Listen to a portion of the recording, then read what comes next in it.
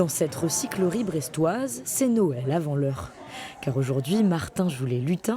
Il est venu déposer une centaine de jouets d'occasion. C'est un bateau pirate Playmobil qu'on a entièrement complété avec plusieurs bateaux. On a réussi à en faire un entier. Et puis du coup avec les petits personnages, avec tout ce qui va bien pour faire comme si c'était le jouet neuf. Pari gagné.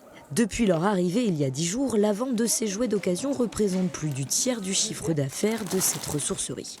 Je pense que c'est vraiment cette envie pour les familles d'acheter du reconditionné, de faire attention aux achats, de faire attention au porte-monnaie aussi. Et donc se retrouver dans un lieu qui est entièrement dédié au réemploi, je pense que ça permet de pousser à l'achat.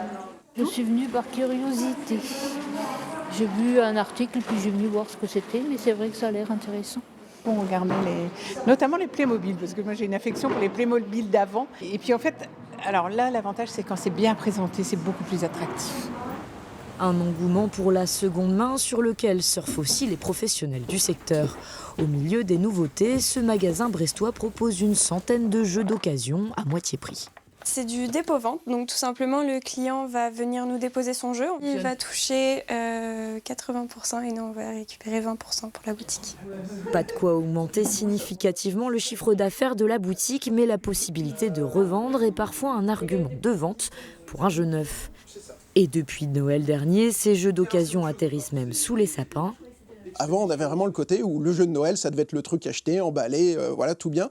Et là, maintenant, il y a vraiment un frein qui a été levé où les gens n'hésitent pas du tout à prendre des jeux d'occasion, voire même certains ne cherchent que des jeux d'occasion, avoir le truc recyclé plutôt que d'acheter du neuf. Mais selon une étude d'un des géants du jouet, 62% des achats de jouets d'occasion se font sans occasion spécifique.